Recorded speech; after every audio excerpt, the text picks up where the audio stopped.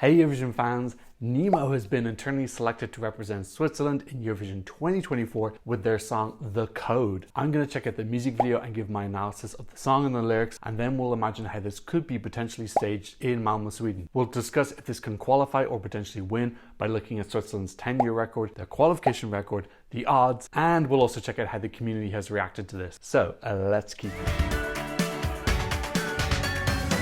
If you're new here, welcome. My name is Tom. I'm an Irish Eurovision analyst, and you can find all of this stuff on my Eurovision channel. So Switzerland is being represented this year by an artist called Nemo. They are non-binary. This is our second non-binary artist this year after Bambi Thug representing Ireland. I don't really know that much about them. There's a little bit on Wikipedia saying that they're a rapper, and the song is called The Code. And one of the songwriters, Linda Dale, was one of the writers of Queen of Kings, which was Norway's song last year. Now, recently Switzerland has been sending us a lot of sad boy ballads and dark pop. They said this year they are not sending a male ballad. So I'm guessing this is, I don't know, could it be rap or something? I'm not sure. I also went through Nemo's page and saw that a lot of their song titles are really interesting. Himalaya, Certified Pop Queen, Lonely as F, F Love, The Code. So lots of really cool names. So I'm guessing this is an artist who's maybe a little bit more edgy, doesn't mind saying or talking about taboo things. I'm watching this 1 hour after it's been released. I've had absolutely no spoilers. This is a totally blind reaction. I don't get to do this that often in the season that I have absolutely no spoilers whatsoever. Switzerland's actually doing an incredible job at completely containing all the information. There was no leak about the song title or what the song is at all. We had some suggestions about the artist's name and that was it. I am very excited though, and I do have kind of high expectations for Switzerland. Since 2019, they've been really killing it, doing extremely well, which I'm going to talk about in a bit more detail later. So I kind of do expect something decent. Okay, this is Nemo singing The Code. Wanna know my secret bang? Very excited. Ooh. Ooh. Oh, it's going to be very different. Oh, their voice is very unusual. Lovely little hat as well. Oh. Oh, there's going to be a lot of drama in this. It's theatrical. Ooh, that singing is very impressive. Wow. Very unusual construction of a song. Okay. Bit of drum and bass coming in now. Music video is very intriguing on this train. Oh, glam up. Oh, you're rapping. This is so unusual. Really, really different for Switzerland. It's got such a different attitude and flavor. Oh, the costume changes. Changing through different identities. This is so eccentric. Crazy. Very epic production as well. Lots of instrumentation coming in, very beautiful. This feels like a real wild card. Very different from everybody else. Where's this going next? I have no idea. It's exciting. This is a lovely breakdown. Very pretty. Very artistic and different for Switzerland. They're really stepping outside the safety barrier.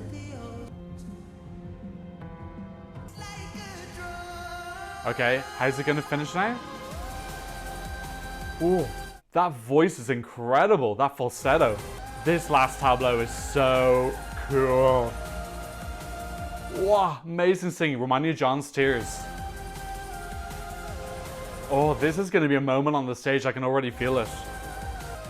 Crazy. What a crazy eclectic song. And there's more. Wow. Yeah, I love all these costume changes, these different personalities, identities. I think a lot of people are really going to like this. Fascinating. Very intriguing. Wow.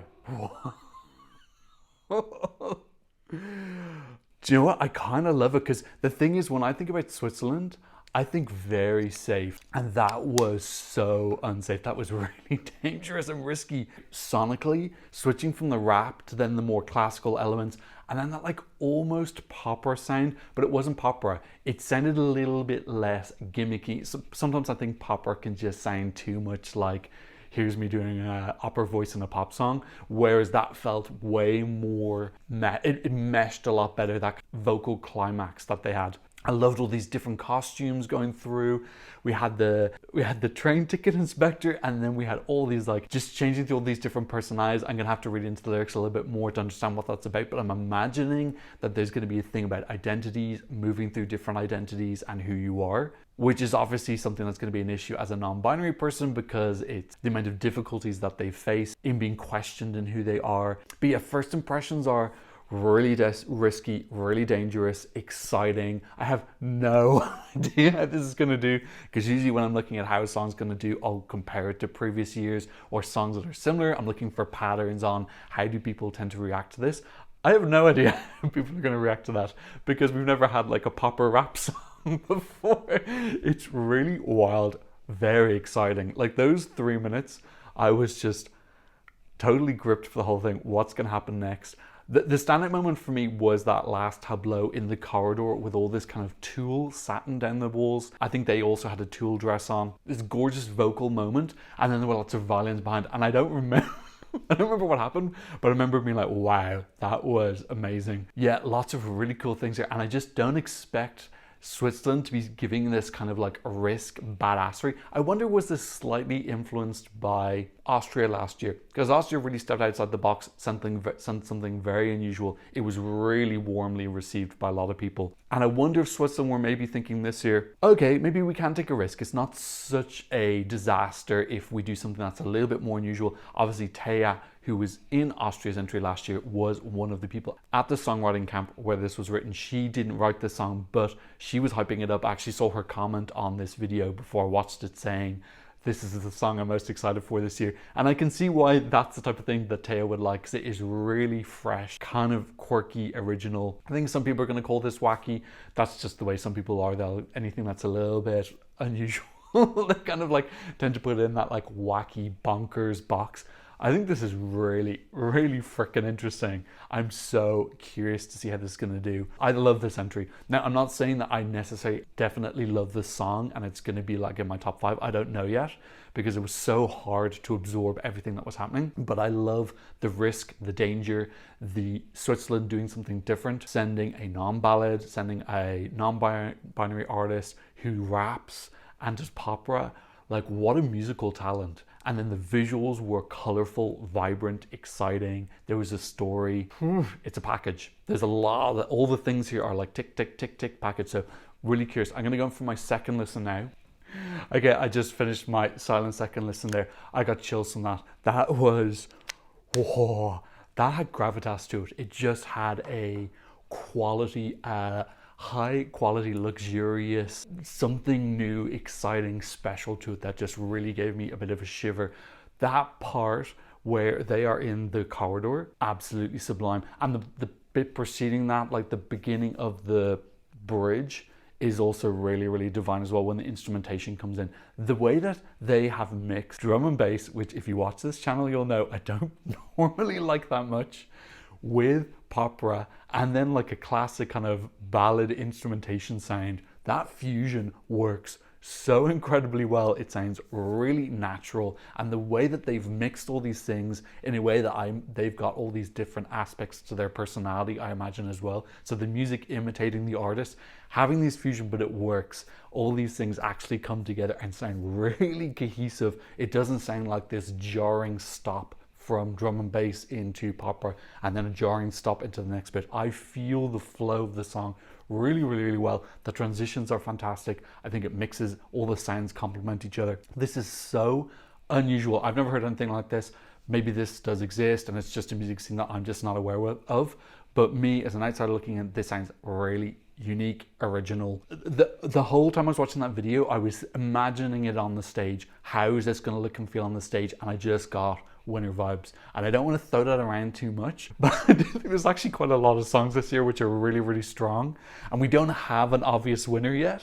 Like it is really open this year. I got a couple of winner vibes there. And when I say winner vibes, I'm thinking about when I'm looking at a package, can I see it on the stage? Am I imagining it being on the stage and it getting this really, really super positive response? And I could feel that with this. And that's what a winner has. It has this big response that people are like, whoa, this is something. Not everybody has to love it. You don't need 100% approval rating to win Eurovision. You just need a large amount of people to go, wow, this is really special. Okay, let's have a look at the lyrics in the song. Welcome to the show, let everybody know.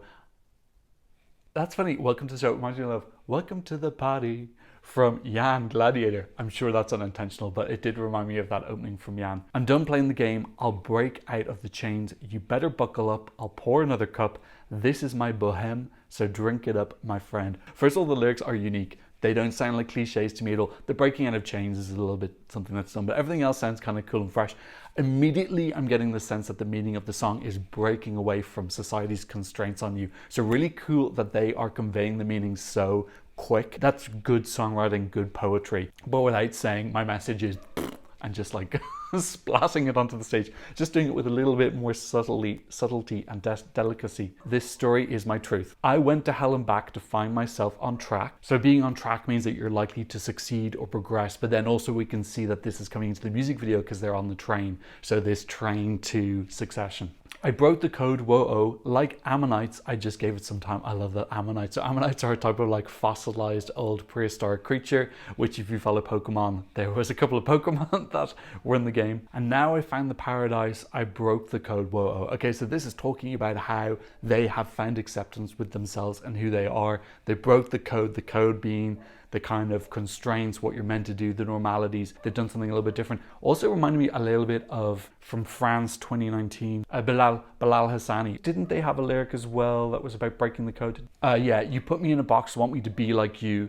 Je suis pas dans les codes, ça dérange beaucoup. So that French bit means I'm not in the codes. That bothers you a lot. So that is possibly a slight play on a French phrase, je suis pas dans les codes. But it kind of makes sense in English as well. You can understand in the codes, it's like in the coding routine, the system of society. These are not intentional references, but I love that it is making me think of Jan from last year and Bilal Hassani, some of our previous Eurovision royalty. Let me tell you a tale about life, about the good and the bad. Better hold on tight.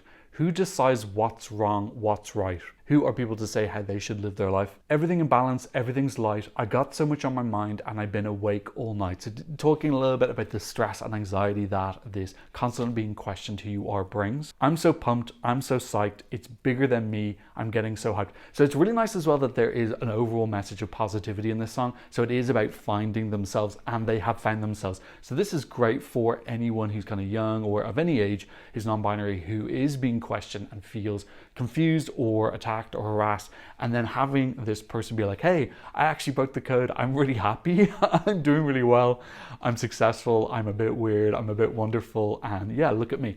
It's just great. It's really great representation for people like that to have someone to look up to. It just really does make the world feel less lonely when you can see someone who you can imagine is you 10, 20 years in the future. Well, maybe not 20 years in the future, like 5-10 years in the future. Let me taste the lows and highs. Let me feel that burning fright. This story is my truth. I went to hell and back to find myself on track. Somewhere between the zeros and ones. So in case you don't know, 0 and 1s is binary code, which is possibly a reference to the internet.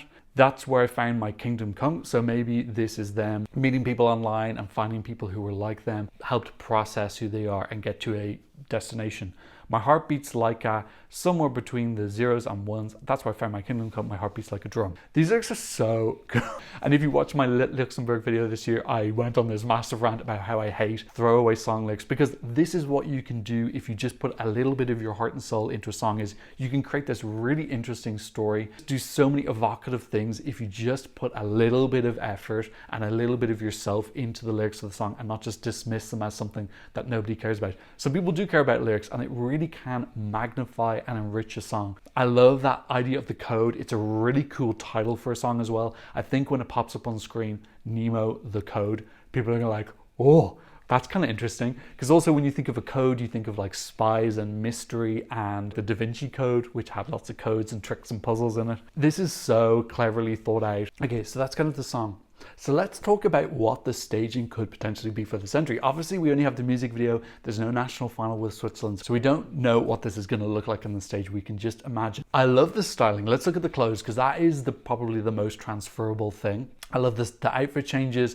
I wonder, are we going to get an outfit change on the stage? I think that would really fit with the song about being constrained and then releasing yourself into something. So could maybe they start in a straitjacket, or could they start in some more formal clothes? Could there be a reveal moment? I think it would really fit with the song. It wouldn't just be like a gimmick thing to have a reveal. This song is about changing who you are, finding yourself. It totally makes sense. If they wanted to go for something more subtle, it could just be the removal of a hat or the removal of a wig. It doesn't have to be the clothes. There's lots of things that can change in the costume, or putting something on. So there's all these different ways that you can change. In terms of what the color palettes are going to be, I hope it's going to be this colorful. I love the tool element. Again, maybe they can play with colors as well. I do feel like the theme of the song is different elements, contrasting elements coming together and still being cohesive. So maybe we might have some like grayscale, we might have some like blacks and whites at the start, and then pops of color coming in, or we could have a change from black and white into color. I really like that bit in the corridor where we had these kind of like pinks, oranges, reds, and yellows.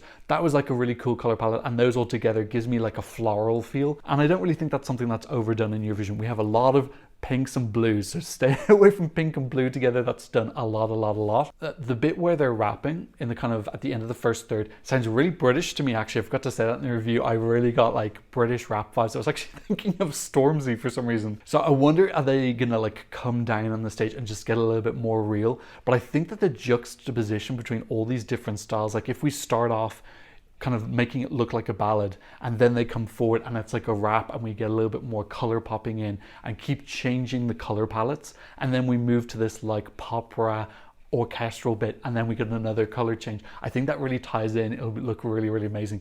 There's so much potential for staging here. The Swiss delegation have created that for themselves by choosing an artist who's got so many points of views and has such rich lyrics, because they can pull on so many of these different things.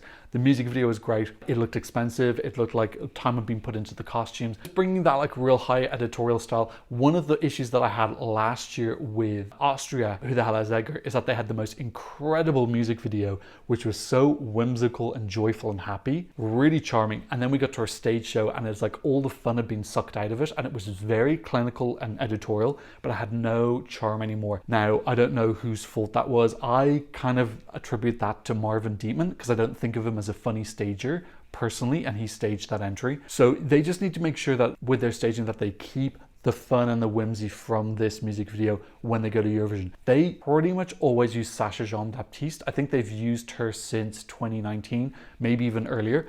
I don't think that this is a Sasha Jean-Baptiste staging, personally. She's more like chic, glamour, black and red staging. Very good at what she does, but she is a little bit repetitive. I liked the fun and the humor of this music video, and I don't know if Sasha can do that. Maybe she can.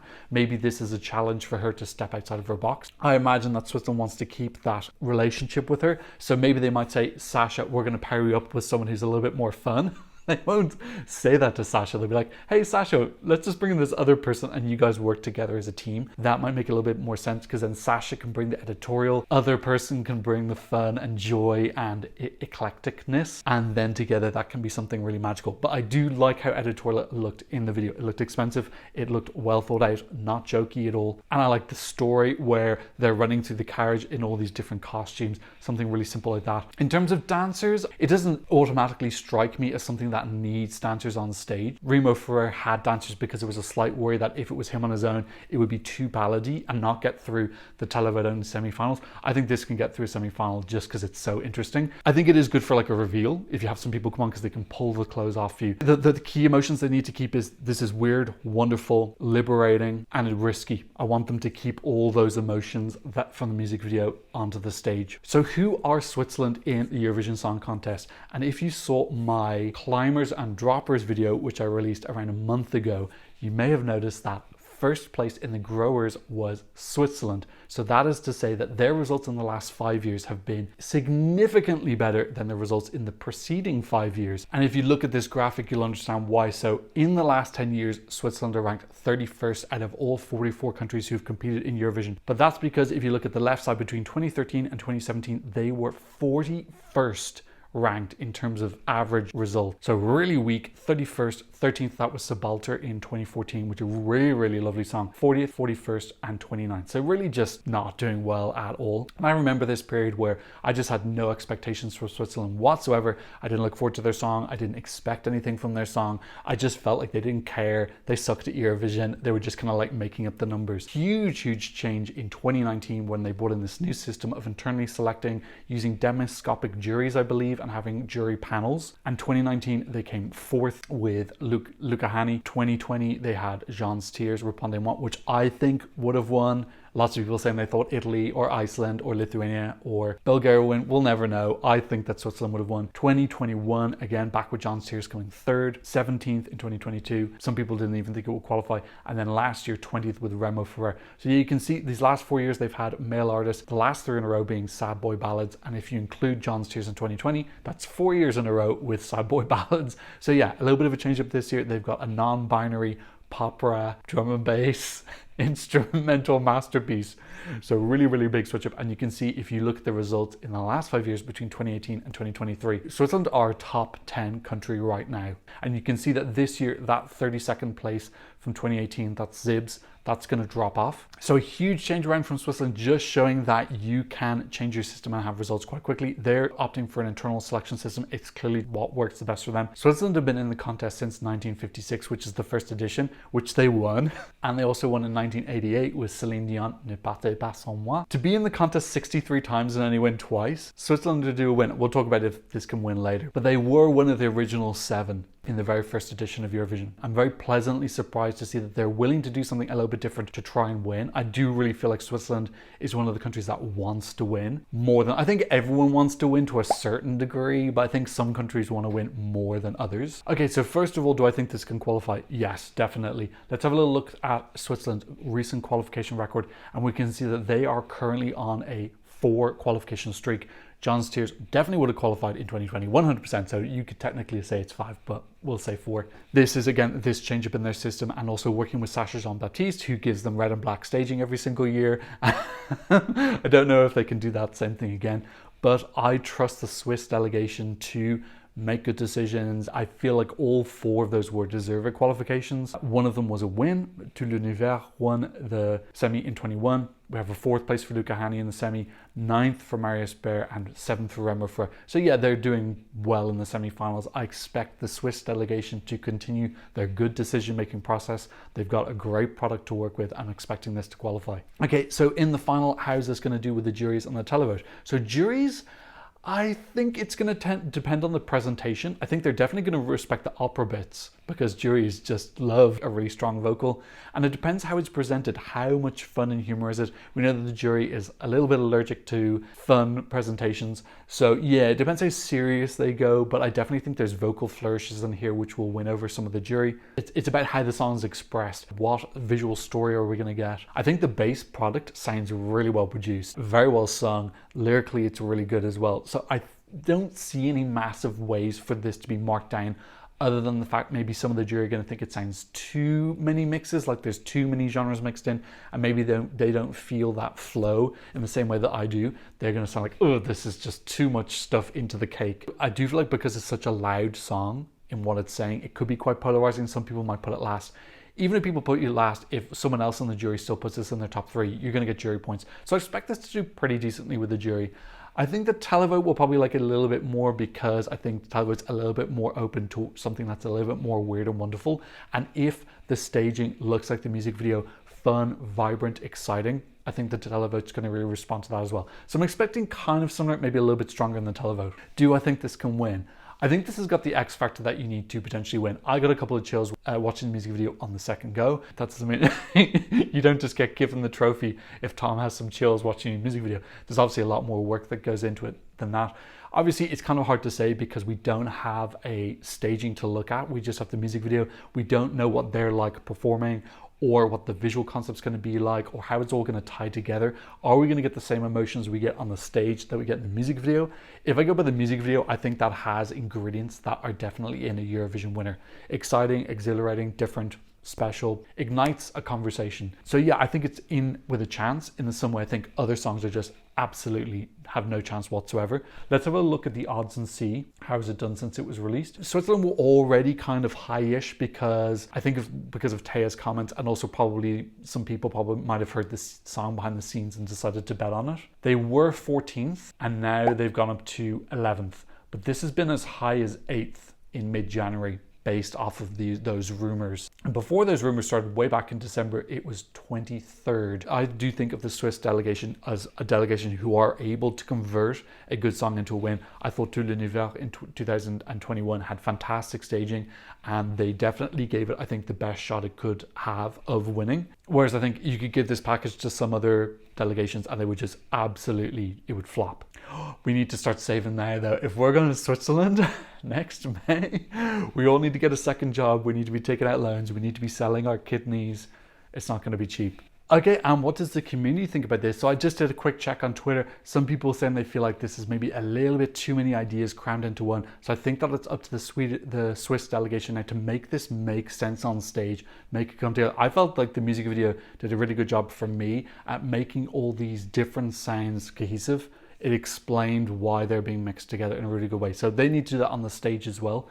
This is currently sitting at 7th on the Eurovision scoreboard, which is a really, really, really good start. We have to see some live performances perhaps before people have a little bit more faith in this and start to vote it up. Okay, that's what I thought about Nemo singing The Code for Switzerland at Eurovision 2024.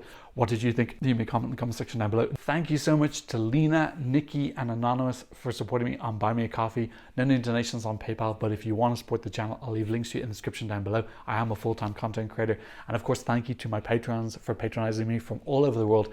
On my Patreon, you can get the original audio and visuals when I get copyrighted. You can be part of our My Eurovision Scoreboard group. You can get some early releases and also some updates on upcoming videos. So go check that out if you're a fan of the channel. But as always, thank you so much just for watching and maybe leaving a like and maybe sharing the video. And thanks so much for watching. I'll see you in another Eurovision analysis video very soon. Goodbye.